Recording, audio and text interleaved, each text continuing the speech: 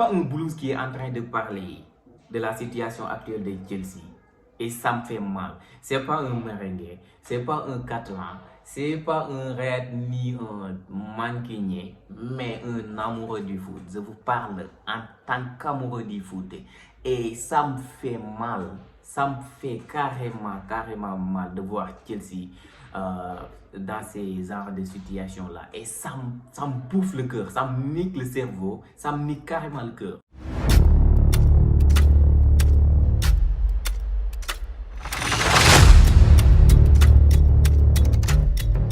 Asalaamaaleykum Sénégal, asalaamaaleykum àdduna ginnaaw bi ñu nuyoo ñu ngi ziar magal wormal safoo ndamoo di ñaan tawfeex ak taysiir sutura gu sawan baawan incha allah yàlla def ko si réew mi waaye def ko fépp fooy nekk si Sénégal. Asalaamaaleykum Sénégal, asalaamaaleykum everybody. Les gars, comme vous le savez, à chaque fois qu'on est en face de vous, c'est pour vous parler du foot, que du foot. Mais je ne compte pas vous parler de la victoire écrasante de Real Madrid hier soir contre Osasuna. Je suis pas là pour vous parler de la remontada d'Arsenal contre Aston Villa ou Villa Park avec une missile classique de Jorginho. Je suis pas là non plus pour vous parler de Naples qui a remporté 62 points sur 69 en Serie A avec 18 points d'avance sur le deuxième. Ni pour vous parler de la rencontre qui opposait FC Barcelone et Manchester United en Europa League, qui a eu plus de vues que ces deux rencontres de la Champions League avec 116 vues. Paris Saint-Germain, Bayern Munich 47 vues. Et Dortmund Chelsea 13 vues. C'est exactement Chelsea que j'aimerais vous parler. La situation actuelle de Chelsea. Ils sont en train de souffrir. Un Chelsea malade, un Chelsea qui a perdu les pédales, un Chelsea qui ne contrôle plus rien, un Chelsea qui ne fait plus peur à personne, un Chelsea qui joue sans amour, sans engagement, sans rigueur, sans agressivité, sans d'intensité, sans créativité ni de détermination. Malgré les 300 millions d'euros qu'ils ont dépensés sur les marchés des transferts.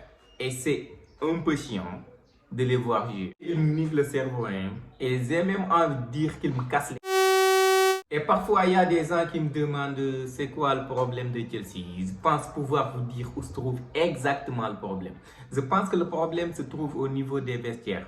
Et parfois, on peut définir une vestiaire à travers ce que montrent les autres sur le terrain. C'est-à-dire, dafa am ñaari message yoo xam ne nii à chaque fois coach bi daf ko war a jàllale ñaari message la ñaari benn bi c'est avant et après.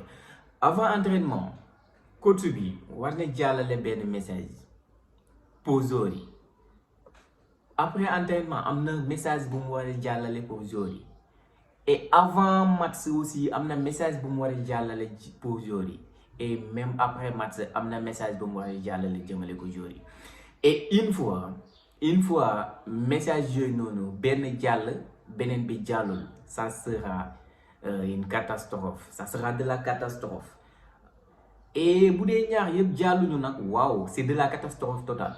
Raison pour laquelle je me demande souvent est-ce que message grand pote message bi mu war a jàllale jëmale ko ci jour yi est-ce que message yi mu ngi jàll ñaari message yi yëpp avant et après est-ce que message yooyu yëpp mu ngi jàll avant entraînement après entraînement et avant match et après match est-ce que message yi mu ngi jàll. Une fois benn jàll beneen jàllul bon loolu catastrophe la benn bu si jàll beneen jàllul catastrophe et une fois ñaari yëpp benn jàllul si c'est de la catastrophe totale. Ils ont complètement foutu. Bon, je vais pas blâmer grand poteur, il vient juste d'arriver et bon peut-être d'une part sûrement ce qui est sûr et certain am na si part de responsabilité. Pourquoi? Parce que équipe une fois nga ñëw en tant que nouveau manager en tant que nouveau coach li nga war a njëkk a def mooy tu dois faire confiance à l'ensemble de l'équipe.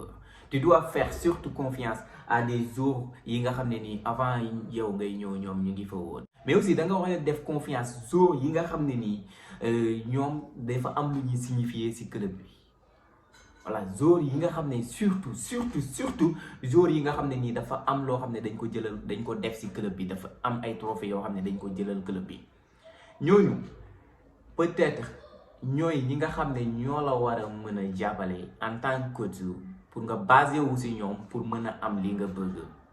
Parce que mënoo ñëw carrément yow chaque match en fait Chelsea en fait mënoo compter ñaata classement bi ñaata changement moo si am. Bon, c'est pas une rotation, hein. C'est pas une rotation. Ils ont entré. Ou bien il est en train de chercher une équipe capable de renverser la situation Graham Potter, ce qui va prendre beaucoup de temps. Et beaucoup de temps même, je vous le dis, ça va prendre beaucoup de temps. Parce qu'il y a des joueurs qui viennent en peine, il y a des joueurs qui viennent d'arriver. Et c'est là que je vais pointer du doigt à Todd Bowley. Je pense que ce monsieur, il n'a pas assez d'expérience pour diriger un club, un si grand club comme Chelsea. Bon, je ne manque pas de respect, mais je ne pense pas qu'il a assez d'expérience pour diriger Chelsea. Lui, il fait que assister des jours de gauche, à droite. Et à un moment donné, il faut que ça s'arrête. Chelsea n'a pas besoin de sur tout ce qui bouge. Chelsea n'a pas besoin forcément de ça. À un moment donné, l'équipe doit am équilibre bi nga xamné mom la warona am. En fait, bi coach bi dafa nek ci ay doute kan la wara jouer lo, kan la wara tek ci banc bi. En fait, kan mo wara ñëw en tant que titulaire. Et équilibre bobu non faaw mu am. C'est pas nan lañ koy régler d'ici mercato été bi di ñëw, mais dafa wara am équilibre. Sinon ça risque de se payer cash.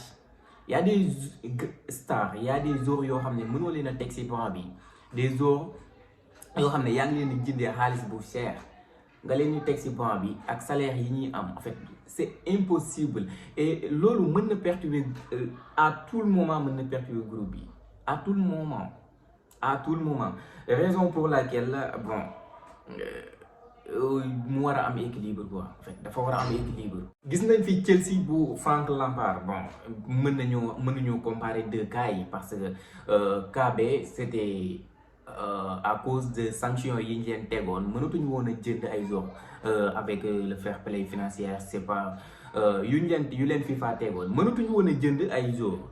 C'était impossible. La raison pour laquelle si les ay ñoom Mason Mount, ay ñoom Abraham, ay boy yu bari si lañ ñëwee woon, ay Reece James si je ne trompe pas, si lañ génnee woon. En fait boobu mënuñu woon a jënd. Lampard dañ ko indi woon, c'était juste pour mu conserver équipe bi. C'était juste ça, loolu lañ ko doon laaj première année bi. Et deuxième année bi, je me rappelle très bien, je me disais que une fois Chelsea ñu jënd joueurs yi nga xam ne ñu ngi leen di laaj yëpp.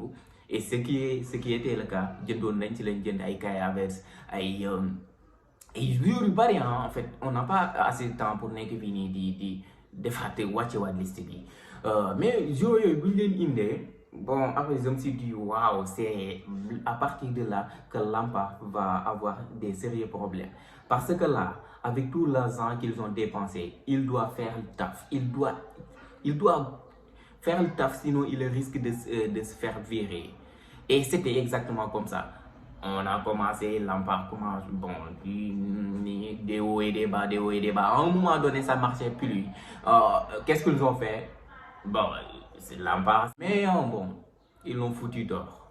Et c'est exactement comme ça, c'est exactement ce qu'ils devaient faire. Et ils l'ont fait. Ils ont viré l'âme. Et en ramenant Tuchel. Lui, il vient même pas un an, Tuchel a réussi à tout régler en remportant la Champions League. Et c'était extraordinaire. Et carrément extraordinaire. Mais lui aussi, il a terminé mal. Même il y a beaucoup de polémiques là-dessus. Concernant son renvoi, il y a beaucoup de gens qui n'ont pas été d'accord. Bon, mais il y a une différence entre problème Lampard et actuel coach bi Graham Potter. Lui, il a assez d'éléments pour créer une équipe. Il a assez d'éléments pour pouvoir créer une équipe capable de faire le taf. C'est pas exactement ce qu'il va faire, mais ce qui est sûr et certain est qu'il a intérêt à faire ou à renverser la situation. Sinon, ça va terminer mal pour lui. C'est pas un Blues qui est en train de parler. de la situation actuelle de Chelsea. Et ça me fait mal. C'est pas un merengue, c'est pas un Catalan, c'est pas un Red ni un Mancunien, mais un amoureux du foot. Je vous parle en tant qu'amoureux du foot. Et ça me fait mal. Ça me fait carrément mal de voir Chelsea dans ces genres de situations-là. Et ça me bouffe le cœur, ça me nique le cerveau. Et ça me fait peur aussi. Parce qu'un grand club comme Chelsea, deux fois champion d'Europe, un club qui a gagné 2 fois la Champions League,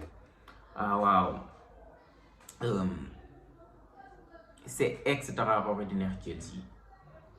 Bon, on peut même dire Chelsea moom mooy roi Londres. Ça sent que Tottenham mu ngi fa sorry, Arsenal est là. Bon, Arsenal à part Arsenal mën nañu wax ne Chelsea mooy roi de Londres.